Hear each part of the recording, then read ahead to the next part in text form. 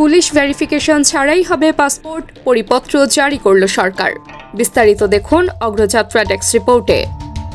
দেশের নাগরিকের ভোগান্তিবিহীন পাসপোর্ট সেবা দিতে এখন থেকে পাসপোর্ট করতে পুলিশ ভেরিফিকেশন লাগবে না।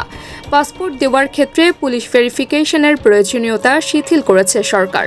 মঙ্গলবার সুরক্ষা সেবা বিভাগের অতিরিক্ত সচিব কাজী গোলাম তৌসিফ স্বাক্ষরিত পরিপত্রে এ তথ্য জানানো হয়। পরিপত্রে জানানো হয়, নতুন পাসপোর্টের আবেদনের ক্ষেত্রে অনলাইনে যাচাইকৃত জাতীয় পরিচয়পত্রের তথ্যের ভিত্তিতে আবেদনকারীদের পুলিশ ভেরিফিকেশন ব্যতি রেখে পাসপোর্ট প্রদান করতে হবে।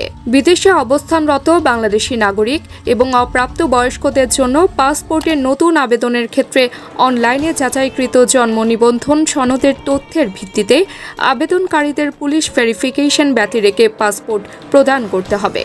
এতে আরও বলা হয়, পাসপোর্ট পুনরায় ইস্যুর ক্ষেত্রে বিদ্যমান পাসপোর্টের সঙ্গে চাহিত মৌলিক তথ্যের পরিবর্তন হলে জাতীয় পরিচয়পত্রে প্রদত্ত তথ্য দিয়ে পাসপোর্ট ইস্যু করা যাবে।